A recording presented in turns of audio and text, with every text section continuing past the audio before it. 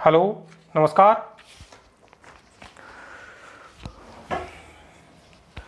तो दोस्तों, जैसा कि फाइनली एक दो दिन से अपने न्यूज़ आ रही थी कि 29 से आपके एग्ज़ाम हो सकते हैं, तो अभी जो यूनिवर्सिटी है उसने अपना घोषित कर दिया है टाइम टेबल। और अपन बात करेंगे बेसिकली बीएससी की। तो यहाँ पे जो बीएससी फाइनल ईयर की एग्ज़ाम है वो 29 से तो ओवरऑल एग्ज़ाम चालू है, लेकिन अपनी 31 से एग्ज़ाम चालू है। 31 जुलाई से लेकर एग्ज़ाम चालू है और 10 अगस्त को अपनी एग्ज़ाम ख़त्म हो जाएंगी। तो 10 दिन के अंदर सारे पेपर हो रहे हैं। और ये बात है कि भाई जो अपनी एग्ज़ाम पहले 40 दिन 45 दिन में होती थी वो 10 दिन में हो रही हैं, दो दो बारियों में हो रही हैं, लगातार दो दो पेपर हो रहे हैं। तो उस हिसाब से अपने को अपनी तैयारी करनी है। ठीक है, कुछ इंपॉर्टेंट चीज़ें मैं आपको बता रहा हूँ कि भाई एक तो आपके जो एडमिट कार्ड हैं वो 22 जुलाई से आप डाउनलोड कर सकते हो। यूनिवर्सिटी की जो साइट है उस पर जाके 22 जुलाई से आप डाउनलोड कर सकते हो। डबल साइज का जो होता है जिसमें ऊपर और नीचे होता है वो वाला प्रवेश लेटर डाउनलोड करना है, क्योंकि उसमें और दोनों के ऊपर ध्यान रखना फोटो होनी चाहिए आपकी। क्योंकि एक जैसा कि आप भाई नए तो हो नहीं एग्जाम दे रहे हो, फर्स्ट ईयर सेकंड ईयर में भी दिया है, तो एक तो यूनिवर्सिटी वाले जब पहले दिन जब आप एग्जाम सेंटर पे जाते हो तो एक तो वो जमा कर लेते हैं और दूसरा आपके पास रहता है। दूसरी बात यह है कि मान लो कि आपने प्रवेश लेटर डाउनलोड किया और उसके ऊपर फोटो नहीं है आपकी, तो आप क्या करोगे कि अपनी एक लेटेस्ट फोटो चिपकाओगे आप उस पर, और उसके ऊपर आपकी जो कॉलेज है उस कॉलेज की मोहर लगी होनी चाहिए और फिर वो आपका चल जाएगा। एक तो ये ध्यान रखना। दूसरी बात एक 75% अटेंडेंस का है, जैसा कि वो तो हर एग्जाम में होता है अपनी जो ग्रेजुएशन की एग्जाम में, तो वो कोई इशू नहीं है, सबकी 75% होती है उसमें। अब मेन बात करें अपन टाइम टेबल की, तो टाइम टेबल है अपनी 31 से एग्ज़ाम चालू हैं और 31 से चालू है 31 को।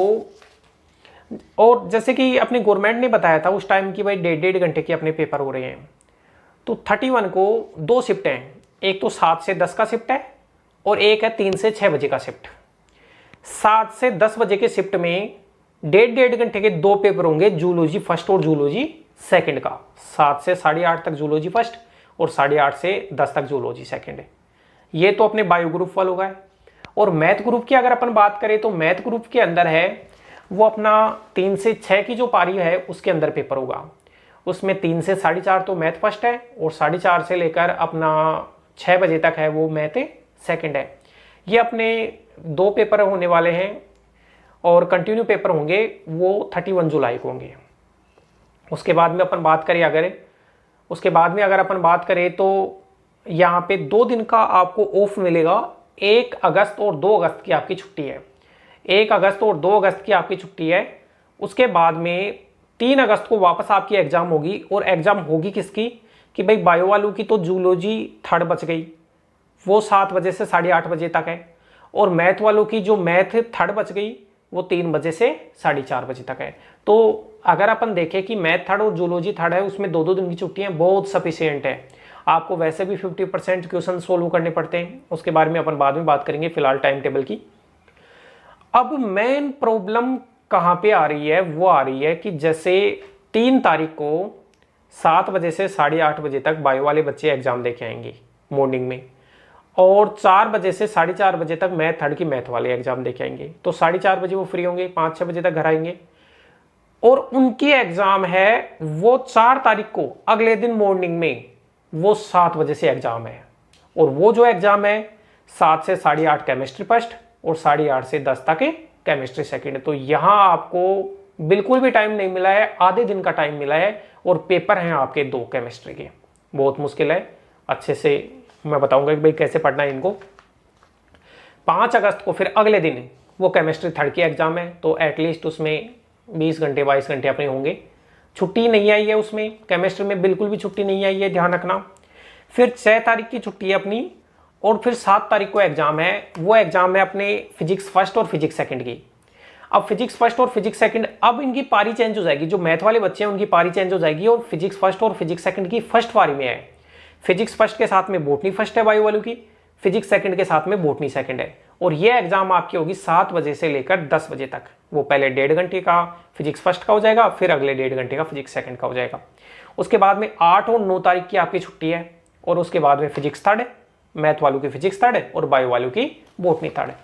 तो ओवरऑल टाइम टेबल का अगर एनालिसिस करें तो फिजिक्स का चलो थोड़ा ठीक है, फिजिक्स थर्ड में 2 दिन का ऑफ है, ऐसे ही मैथ थर्ड में 2 दिन का ऑफ है, और मैथ फर्स्ट सेकंड भी ठीक है, अपने जूलॉजी फर्स्ट। लेकिन इश्यू ये है कि दोस्तों अपनी जो बायो है और मैथ है उनकी केमिस्ट्री कॉमन होती है। जो केमिस्ट्री की जो एग्जाम है उसके अंदर केमिस्ट्री फर्स्ट और सेकंड का जो है वो 4 तारीख को 3 तारीख को आप पेपर दोगे, 4 तारीख को केमिस्ट्री फर्स्ट सेकंड की एग्जाम है, फिर 5 को केमिस्ट्री थर्ड की है, 4 5 6 3 4 5 लगातार 3 दिन एग्जाम है। 4 तारीख को केमिस्ट्री फर्स्ट और सेकंड की एग्जाम में ध्यान रखना 7 से 10, और फिर उसके अगले दिन 5 तारीख को जो है वो केमिस्ट्री थर्ड की है। ये आपका टाइम टेबल था। अब मैं आपको बताता हूं कि भाई अब आपके पास है वो 15 डेज बचे हुए हैं तैयारी के। आपको जो नया है वो कुछ भी नहीं पढ़ना है, जो चीज़ आपकी पढ़ी हुई स्ट्रॉन्ग पॉइंट है बस उन्हीं को पढ़ना है। आधा पेपर आपको सोल्व करना है। जैसे मैथ और केमिस्ट्री के अंदर 5-5 यूनिट होते हैं एक पेपर में, और फिजिक्स के अंदर 4 यूनिट होते हैं। तो जैसे मैं मैथ की बात करूं तो मैथ में पहले क्या होता था कि भाई 5 यूनिट होते हैं और एक यूनिट में 4 क्वेश्चन होते थे, या तो ऊपर के 2 कर दो या नीचे के 2 कर दो। तो ऐसे करके 5 यूनिटों में टोटल 20 क्वेश्चन आते थे, और 20 क्वेश्चन की हम तैयारी करवाते हैं। 20 क्वेश्चन आते थे, 20 क्वेश्चन में 10 क्वेश्चन बच्चा करता था, और उसमें जैसे ऊपर नीचे के करने की बाउंडेशन रहती थी। लेकिन अब की बार गवर्नमेंट ने क्या किया कि बाउंडेशन को हटा दिया। इसका सबसे अच्छा फायदा यह है कि मान लो कि किसी को पहला यूनिट अच्छे से पढ़ा हुआ है और पहले यूनिट के 4 क्वेश्चन आते हैं, उसको तो चालू कर देगा वो। अच्छा, 50% का मतलब यह है कि पहले 10 क्वेश्चन करते थे तो अब आपको सिर्फ 5 क्वेश्चन करने हैं। पहले 10 क्वेश्चन करते थे, 20 में से 10 करते थे, अब आपको 5 करने हैं। अब ये पता नहीं है कि वो क्या पता वो 20 क्वेश्चन बनाएगा या फिर वो 10 में ही 5 करवाएगा, ये पता नहीं है। ये ध्यान रखना अभी तक कि अगर पेपर का पैटर्न चेंज कर दिया, पैटर्न चेंज करने का मतलब है कि आपको टोटली 10 क्वेश्चन दिया और 5 करवा लिया, तो मुश्किल हो जाएगा आपके लिए और भी। और इस चीज का पता आपको पहले पेपर में चलेगा कि वो किस प्रकार से करा रहा है। अगर वो हर साल जैसे रेगुलर पेपर होते हैं वैसे ही आपसे करवाता है तो फिर क्या होगा कि 20 क्वेश्चन आएंगे, मात्र 5 क्वेश्चन करने हैं, और बच्चे जैसे ऊपर नीचे का पढ़ेंगे तो 4 क्वेश्चन तो पहले यूनिट में उनके तैयार हो जाएंगे। तो ये कोई इशू नहीं है, 1.5 घंटे में आसानी से अपन आधा पेपर सोल्व कर लेंगे। अब मेन चीज दोस्तों ये है कि भाई तैयारी कैसे की जाए। तो तैयारी का देखो ये 15 दिन है, तो 15 दिन का मैंने थोड़ा सा बनाया है सोच समझ के। अभी सबसे मुश्किल आपके लिए केमिस्ट्री है, तो केमिस्ट्री आप पढ़ो। जैसे आज का तो चलो ठीक है, कल से स्टार्ट करो आप 15 से लेकर 21 तक 7 दिन है। 7 दिन आपको पढ़नी है केमिस्ट्री। 7 दिन का मतलब यह है कि 3 दिन आपको केमिस्ट्री फर्स्ट पढ़ो, 3 दिन आप केमिस्ट्री सेकंड पढ़ो, ठीक है। 15, 16, 17 को तो केमिस्ट्री फर्स्ट पढ़ो, 18, 19, 20 को केमिस्ट्री सेकंड पढ़ो, और फिर 21 के दिन आपको केमिस्ट्री थर्ड पढ़ लो। एक दिन केमिस्ट्री थर्ड को दे दो। तो ऐसे ये 7 दिन केमिस्ट्री को दो आप, ठीक है। फिर 22, 23, 24 और 25 इनको आपको पढ़ना है फिजिक्स।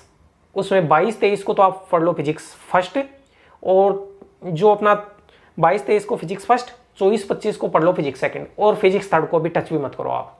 क्यों बोल रहा हूं? क्योंकि फिजिक्स थर्ड में 2.5 दिन का गैप है, ध्यान रखना। तो फिजिक्स थर्ड अभी पढ़ने की जरूरत नहीं है। तो यहाँ पे 22, 23 और 24, 25 को आपने फिजिक्स की तैयारी कर ली।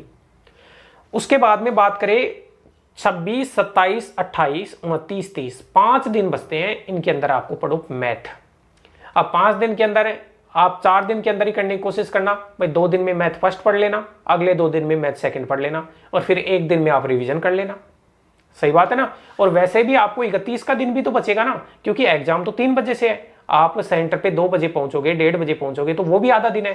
तो आपको ये 5, 5.5 दिन मिल जाएंगे मैथ के पढ़ने के। बहुत है। अभी आप मैथ को टच में मत करो। 25 को उठाना, 25, 26, 27, सॉरी 26 को उठाना, क्योंकि 22, 23, 24, 25 तो फिजिक्स का है।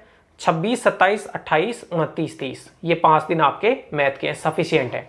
और मैथ के भी कैसे पढ़नी है? मैथ फर्स्ट सेकंड ही पढ़नी है इनमें। मैथ थर्ड, जो मैथ थर्ड है उसको टच में मत करना आप। डायनेमिक्स जो है, क्योंकि डायनेमिक्स में अपनी 2 दिन की छुट्टी है और मैं आपके साथ रहूंगा, तो कोई दिक्कत नहीं है वहां पे। अब मैथ के अंदर, अब जैसे कि मैथ के अंदर फिर ये है कि भाई कितना पढ़े क्या पढ़े। आपको पता है कि भाई आपको 5 क्वेश्चन करने हैं।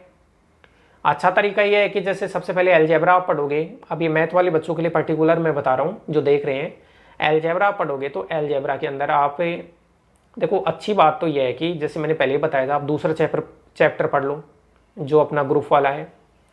इसके अलावा जो 5वां चैप्टर है वो पढ़ लो जिसके अंदर आपने होमोमोर्फिज्म पढ़ा है, और 7वां चैप्टर पढ़ लो रिंग वाला। बहुत अच्छे हैं तीनों।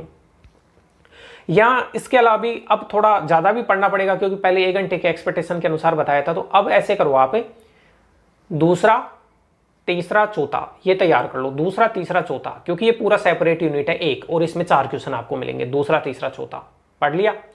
फिर 5वां समाकारिता का पढ़ लो, और फिर 5वें के साथ में अब आपको 6वां नॉर्मल सब ग्रुप रहने दो, 7वां रिंग वाला पढ़ लो। 7वां रिंग भी आपको पढ़ना पड़ेगा। तो 2, 3, 4 5 4 चैप्टर तो ये, और एक रिंग वाला 7वां। ये तो आपको पढ़नी ही पढ़नी है। कॉम्प्लेक्स की बात करें, कॉम्प्लेक्स के अंदर 3rd चैप्टर पढ़ो आप जिसके अंदर एनालिटिक फंक्शन है। 7 चैप्टर कॉम्प्लेक्स इंटीग्रेशन है वो पढ़ो। एक्ट जो चैप्टर है अपने जो कोसी जो थ्योरम थी उसके एप्लीकेशन वगैरह हैं वो पढ़ो।